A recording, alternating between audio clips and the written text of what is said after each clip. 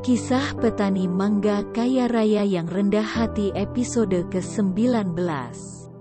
Saat Suji tengah mengingat almarhum ibundanya, Ine yang baru saja keluar dari kamar Suji ternyata terus kepikiran dengan apa yang baru saja dilakukan dengan bosnya.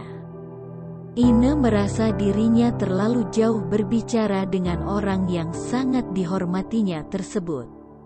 Karena hal itu, Ine merasa malu dengan dirinya sendiri dan langsung menutup wajahnya dengan kedua telapak tangannya. Namun saat Ine mengingat waktu bosnya menatap lama kedua matanya, tiba-tiba Ine merasa ada sesuatu yang aneh di hatinya. Sesuatu yang sebelumnya belum pernah dia rasakan. Ada semacam rasa suka dan penasaran dengan orang yang kemarin baru saja menghadiahinya cincin berlian itu. Apalagi selama ini Ine menganggap bosnya itu merupakan orang yang sangat baik kepada orang lain, termasuk dengan dirinya. Orang yang sangat menghargai dan menghormati siapapun tanpa memandang statusnya. Saat Ine sadar dengan apa yang baru saja dia rasakan, dirinya langsung membuang jauh-jauh perasaan suka tersebut. Ine merasa dirinya tidak pantas menjalin hubungan yang lebih jauh dengan bosnya, mengingat dirinya hanya sebagai perawatnya. Apalagi bosnya itu telah memiliki calon yang sudah dipilihnya, yang hari ini akan dilamarnya. Dan yang pasti dirinya tidak mau mengkhianati kepercayaan dari bosnya. Kendati merasa berat, namun perasaan itu langsung dikuburnya dalam-dalam, dan Ine berusaha untuk kembali melanjutkan pekerjaannya. Sementara itu tak selang berapa lama, Pak Ismail akhirnya tiba di rumah Suji dengan menggunakan mobil Land Cruiser hasil pemberian bosnya tersebut. Pak Ismail memang sudah merencanakan untuk datang 2 jam lebih awal, sehingga menurutnya akan cukup waktu untuk membantu bosnya mempersiapkan segala sesuatunya saat keluarga Tiara datang. Yang lebih mengejutkan, ternyata istri Pak Ismail pun ikut datang mendampingi suaminya. Selama beberapa hari membujuk dengan berbagai macam cara, akhirnya istri Pak Ismail berhasil meyakinkan suaminya agar dirinya diikut sertakan dalam acara kejutan hari ini. Kekuatan emak-emak memang luar biasa dan tiada duanya. Dahsyat banget pokoknya. Setelah memencet bel rumah Suji, salah satu asisten rumah tangga Suji langsung keluar untuk menemui Pak Ismail. "Silahkan masuk Pak Ismail dan Ibu. Kebetulan Pak Suji masih ada di kamarnya. Sebentar saya panggil beliau dulu. Silahkan Bapak dan Ibu bisa menunggu di ruang tamu," ucapnya dengan ramah. "Oh iya, terima kasih," jawab Pak Ismail. Tak selang berapa lama, Suji pun keluar dari kamarnya dan langsung menyalami Pak Ismail dan istrinya. "Terima kasih Pak Ismail sudah bersedia datang," ucap Suji mengawali percakapan mereka. "Sama-sama Nak Suji, ngomong-ngomong enggak apa-apa kan kebetulan saya ajak istri saya ke sini," ucap Pak Ismail. "Oh iya enggak apa-apa Pak, nanti acaranya santai kok, keluarga dari Tiara rencananya hanya ingin main ke sini. Dan seperti yang sudah saya sampaikan ke Pak Ismail tempo hari, saya berencana melamar Tiara di depan kedua orang tuanya. Itu pun sebenarnya mereka belum tahu dengan rencana ini," ucap Suji. "Baik Nak Suji, mudah-mudahan nanti kejutan untuk Mbak Tiara berjalan sukses," ucap Pak Ismail. "Iya Nak Suji, Ibu juga ikut berdoa semoga semua berjalan lancar sesuai yang diharapkan Nak Suji," celetuk Bu Ismail sambil tersenyum semangat. "Amin. Terima kasih atas doanya Bu," jawab Suji. "Oh iya, terkait permintaan Nak Suji kepada saya, untuk mencari informasi soal salah satu maskapai milik pemerintah yang sedang mengalami krisis itu sudah saya kerjakan. Untuk data-data secara lengkap nanti saya serahkan Senin pagi ya. Dan untuk gambaran awal bahwa memang maskapai tersebut memiliki persoalan yang sangat kompleks. Hutangnya sangat banyak kepada sejumlah mitranya. Seperti untuk keperluan sewa pesawat, serta biaya untuk pembelian bahan bakar.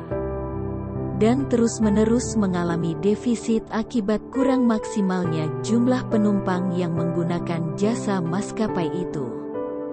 Jelas Pak Ismail kepada bosnya. Iya benar Pak Ismail, sejak awal saya memprediksi seperti yang Pak Ismail jelaskan tadi. Saya hanya merasa kasihan kepada para pegawainya yang terancam dirumahkan. Selain itu, maskapai ini merupakan simbol dari bangsa kita. Jadi saya pribadi merasa terpanggil untuk melakukan sesuatu yang bisa membantu mengeluarkannya dari krisis yang saat ini menimpanya. Saya tidak memikirkan mengenai apakah nanti kita akan rugi ataupun untung. Namun setidaknya kita sudah berusaha ikut membantu dengan apa yang kita punya. Saat ini menurut perkiraan Pak Ismail, berapa jumlah dana yang maskapai itu butuhkan agar bisa menutup semua hutang-hutangnya? Tanya Suji. Kalau saya hitung kemarin kurang lebih 70 triliun rupiah. Itu biaya untuk membeli sahamnya sebesar 49% dari pemilik saham sebelumnya, yang sudah ditawarkan semenjak beberapa hari lalu. Dan selebihnya untuk penyertaan modal agar dapat menutupi seluruh hutangnya. Karena pemerintah selaku pemilik saham mayoritas sebesar 51% juga telah menyediakan modal sesuai dengan kewajibannya. Jelas Pak Ismail. Baik Pak, nanti saya lihat laporan secara detailnya. Mudah-mudahan minggu depan kita bisa membeli 49% sahamnya. Bu Ismail yang mendengar jumlah nominal uang yang dibicarakan suaminya di depan bosnya tersebut mendadak merinding. Tak terbayangkan berapa tingginya kalau uang itu ditumpuk menjadi satu. Apalagi ditumpuknya dalam uang pecahan seribuan. Jadi ikut pusing Bu Ismail memikirkannya. Ambiar pokoknya. Nambah ambiar apa ora? Saat Bu Ismail sedang ambiar, tiba-tiba bel rumah Suji berbunyi. Salah satu asisten rumah tangga Suji pun kemudian berlari untuk membuka pagar rumah Suji. Saat gerbang sudah terbuka, kemudian terdengar ucapan lembut seorang perempuan dari dalam sebuah mobil yang akan memasuki halaman rumah itu. Assalamualaikum. Apakah Suji ada di rumah? Ucapnya. Waalaikumsalam. Iya Pak, Suji ada di rumah Mbak. Maaf, ini dengan keluarga Mbak Tiara kan? Iya, saya Tiara. Bersama Mama dan Papa serta adik saya.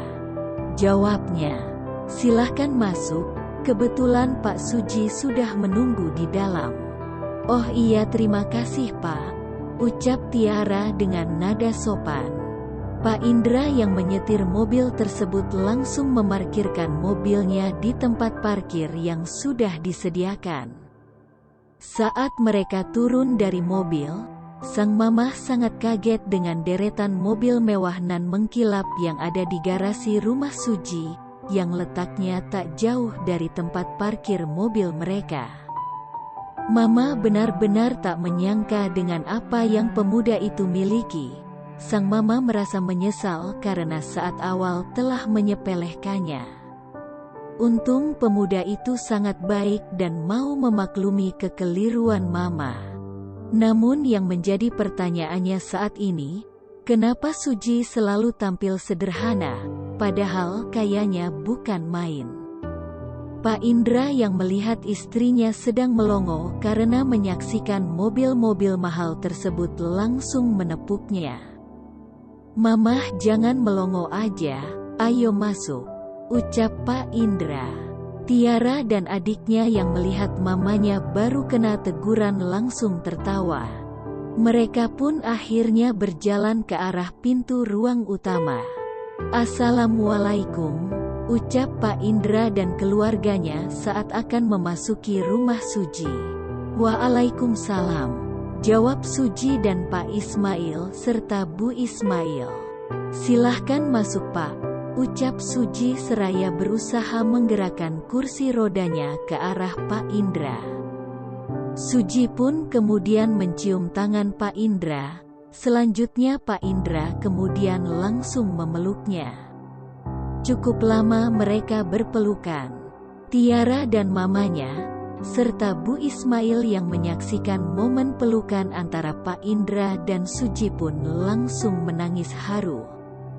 Mereka melihat Pak Indra dan Suji seperti orang yang sudah sangat akrab, dan sudah sangat lama tidak bertemu. Sehingga keduanya cukup lama berpelukan. "Bagaimana kabarnya nak Suji?" tanya Pak Indra penasaran. "Alhamdulillah sudah mulai membaik, Pak," jawab Suji. "Silahkan, Pak, kebetulan ada Pak Ismail dan Ibu juga di sini," ucap Suji sambil mempersilahkan Pak Indra untuk duduk di sofa mewah yang ada di ruangan utama rumah Suji. Pak Indra pun langsung menjabat tangan Pak Ismail dan istrinya. Suji kemudian juga mencium tangan sang mama, dan mama pun membalas dengan mencium kening Suji. "Semoga lekas sehat ya, Nak," ucap mamanya Tiara dengan penuh rasa sayang keibuan ke Suji. "Iya, terima kasih, Mah," jawab Suji sambil mempersilahkan mamanya Tiara untuk duduk bersama Pak Indra, Pak Ismail dan istrinya. Setelah mencium tangan Pak Indra dan Mama, Suji pun mengulurkan tangannya untuk menyalami Tiara dan adiknya. "Ini dengan Indri ya?" tanya Suji ke adiknya Tiara yang saat ini masih duduk di bangku SMP. "Ya Om, ngomong-ngomong rumahnya besar banget Om," celetuk si Indri. "Ah, Indri bisa aja," jawab Suji sambil tersenyum. Sementara saat bersalaman dengan Tiara, tiba-tiba lengan Suji langsung dicubitnya dengan keras. Suji pun langsung meringis karena kesakitan. "Kenapa kita enggak boleh main kesini dari kemarin, dan bolehnya hari ini?" ucap Tiara dengan nada kesal sekaligus gemes ke Suji. "Kan kemarin kamu ada jadwal kuliah. Jadi sebaiknya kamu harus tetap masuk kuliah," jawab Suji. Tiara pun kembali mencubit lengan Suji. Pak Indra yang melihat Suji terus-terusan dicubit Tiara, lantas langsung menegur anaknya tersebut. Tiara sudah. Kasihan itu nak Suji kamu cubitin terus.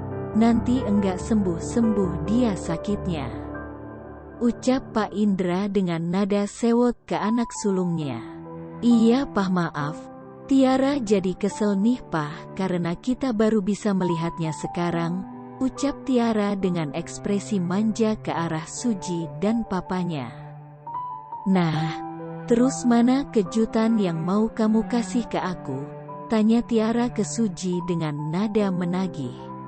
Suji pun hanya membalasnya dengan senyuman, sambil mempersilahkan Tiara untuk duduk bersama mamahnya. Tanpa sepengetahuan Pak Indra dan keluarganya, Suji lantas memberi kode kepada Pak Ismail yang sudah menunggu aba-aba dari bosnya tersebut.